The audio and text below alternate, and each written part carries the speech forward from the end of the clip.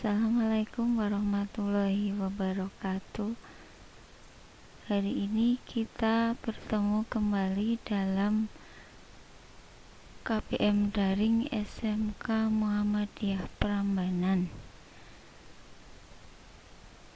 Mapel Sejarah Indonesia.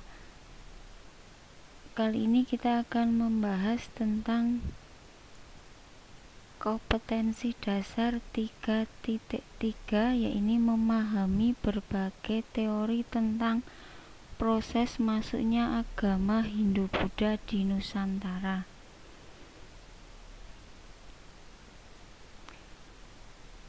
Kita awali dengan melihat peta penyebaran agama di Indonesia. Nah, di sini ada warna hijau, ini Islam modern. Kemudian hijau muda, Islam tradisional. Untuk yang kuning ini menandakan penyebaran Protestan. Warna pink penyebaran agama Katolik. Merah Hindu, dan oranye untuk penyebaran agama Buddha. Agama Hindu pertama kali muncul di India. Agama Hindu merupakan sinkretisme budaya dari bangsa Arya dan bangsa Dravida.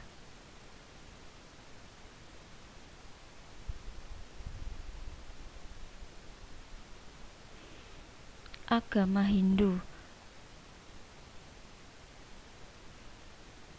memuja banyak dewa atau disebut juga politeisme. Untuk bangsa Arya dan Dravida, bangsa Dravida masih memuja roh nenek moyang. Nah, sinkretisme antara bangsa Arya dan bangsa Dravida ini akan melahirkan sebuah kebudayaan Hindu atau kita sebut dengan Hinduisme.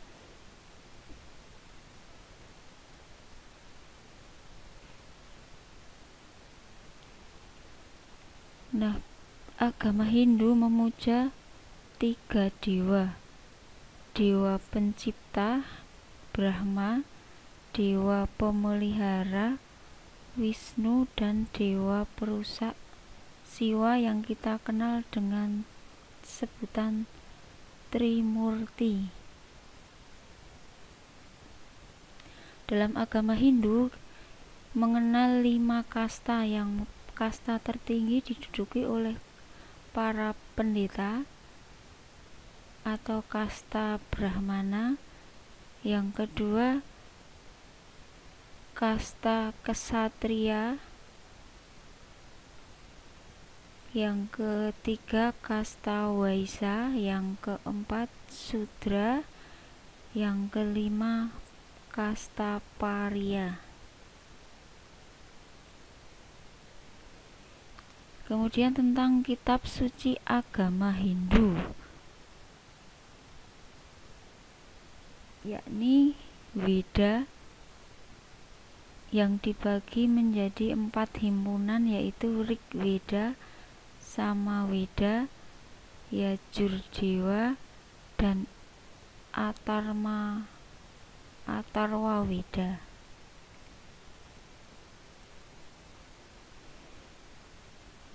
Teori masuknya agama Hindu ke Indonesia.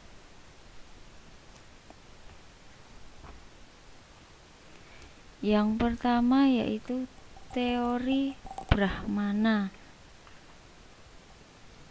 Teori ini menjelaskan tentang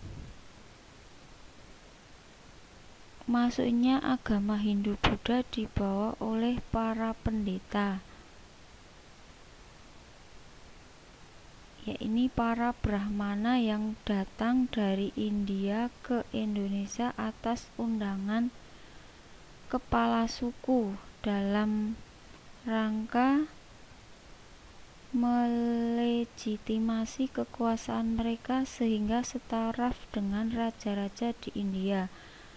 Teori ini dikemukakan oleh J.C. Van Leur. Yang kedua, teori kesatria.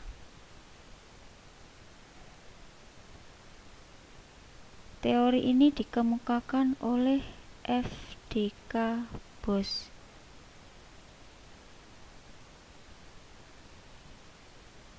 Teori kesatria didominasi oleh golongan prajurit yang kala itu kalah atau jenuh menghadapi perang sehingga meninggalkan India. Prajurit ini ada yang sampai ke wilayah Indonesia, kemudian mendirikan koloni baru sebagai tempat tinggalnya, dan akhirnya mereka menyebarkan agama dan budaya Hindu.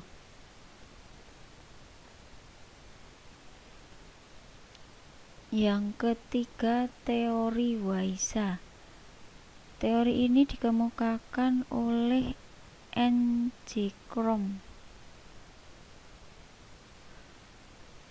Masuknya agama Hindu ke Indonesia didominasi oleh golongan pedagang. Karena kita tahu bahwa motivasi besar bangsa India ke Indonesia adalah untuk berdagang.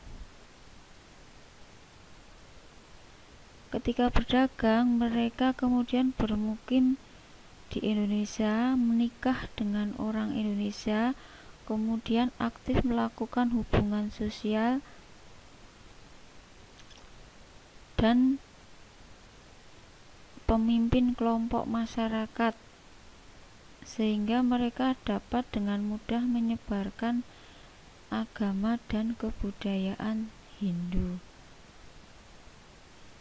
Teori yang keempat yaitu teori Sudra.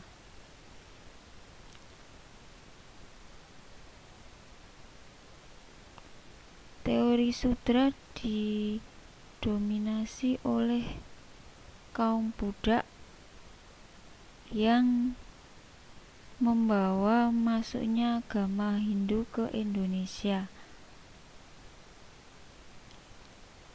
5. Yaitu teori arus balik. Teori ini berkembang ketika bangsa Indonesia mempunyai kepentingan untuk datang dan berkunjung ke India, yakni untuk mempelajari agama Hindu. Kemudian sekembalinya dari India, mereka membawa pengetahuan tentang agama dan kebudayaan di India dan menyebarkannya ke masyarakat Indonesia. Teori ini dikemukakan oleh G. Cuddes.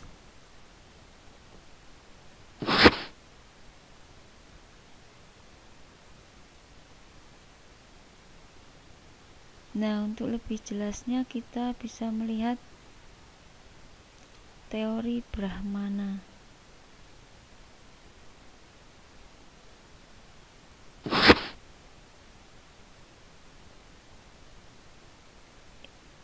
Teori kesatria,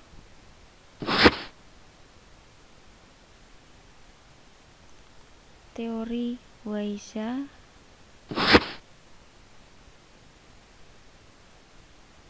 teori Sudra yang dikemukakan oleh Van Faber.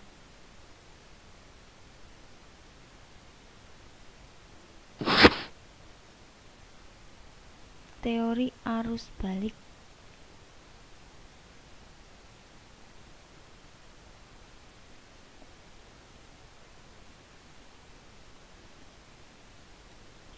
Agama Buddha. Agama Buddha tumbuh di India Timur sekitar tahun 525 sebelum Masehi, yang diperkenalkan oleh Siddhartha Gautama.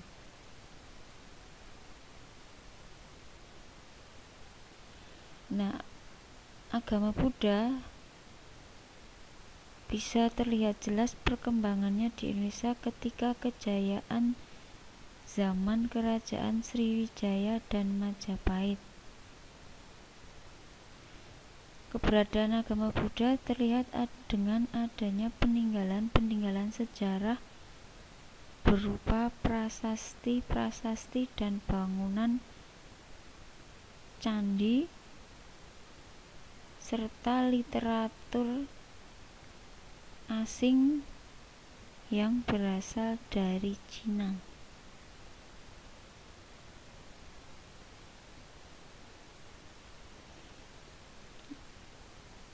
Tentang aliran agama Buddha yang berkembang di Nusantara, awalnya didominasi oleh aliran non-Mahayana,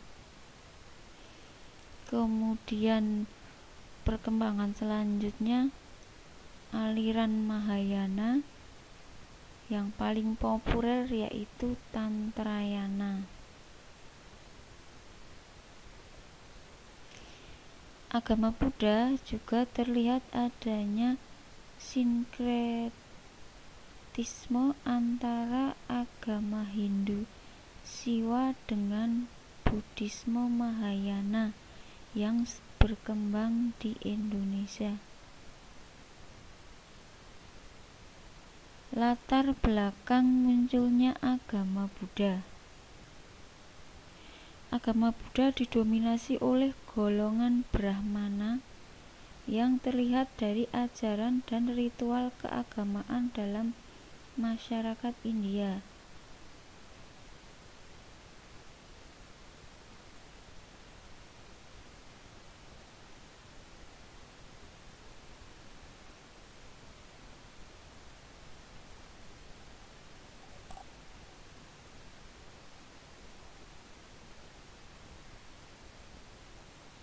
Kisah Siddhartha Gautama. Siddhartha, kehidupan adalah suatu penderitaan, atau kita sebut samsara, dan demi mencari cara atau jalan untuk membebaskan diri dari penderitaan guna mencapai kesempurnaan, maka beliau meninggalkan istana dengan segala kemewahannya, melakukan meditasi, tempatnya di bawah pohon Bodhi di daerah Bodh Gaya,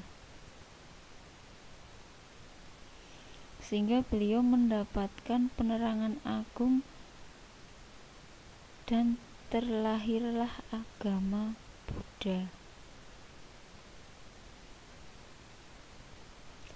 Kitab suci agama Buddha disebut Kitab Tripitaka, yang dalam bahasa Sanskerta artinya tiga, itu Tri, dan Pitaka artinya keranjang. Sutta, Winaya, Abhidharma.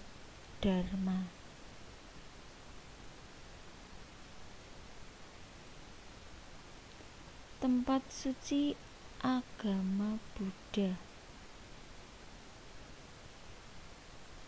Yang pertama, Taman Lumbini. Yang kedua, Benares, Taman Rusa. Yang ketiga, Bodh Gaya. Yang keempat, Kusinegara.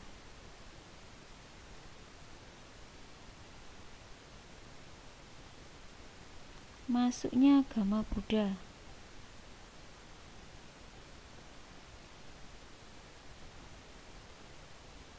Teori para pedagang. Para pedagang India datang ke Indonesia, kemudian bermukim di Indonesia untuk menunggu angin muson sambil menyebarkan agama sebelum mereka dapat kembali ke India. Yang kedua, teori Dharma Duta, yaitu golongan yang memiliki keahlian khusus di bidang keagamaan sehingga mereka ditugaskan untuk menyebarkan agama Buddha.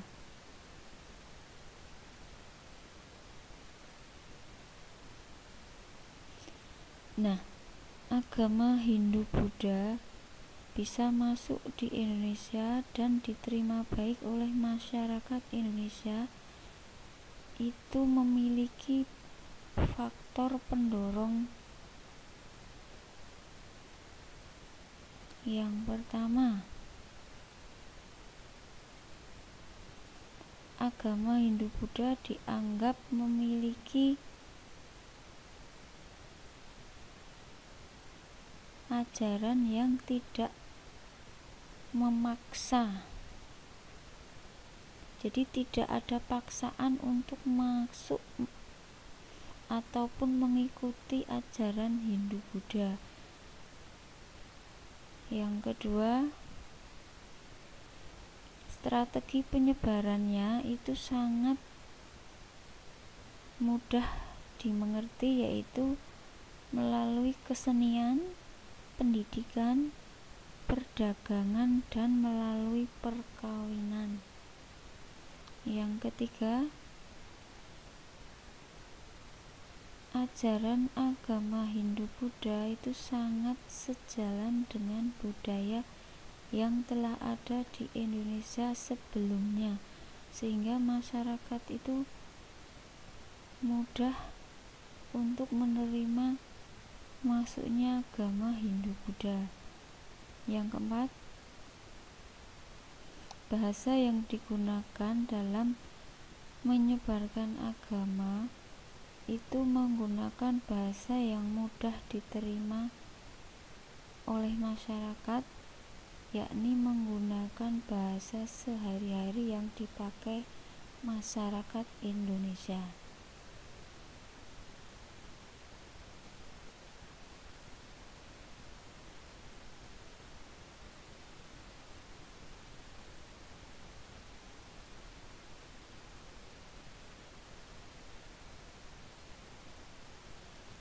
Sekian pemaparan tentang teori masuknya Hindu-Buddha di Indonesia. Semoga dengan tutorial video kali ini bisa mempermudah siswa untuk memahami dan lebih mengerti tentang teori apa sajakah yang menyebabkan agama Hindu-Buddha mudah berkembang di Indonesia. Sekian pemaparan materi kali ini. Wassalamualaikum warahmatullahi wabarakatuh.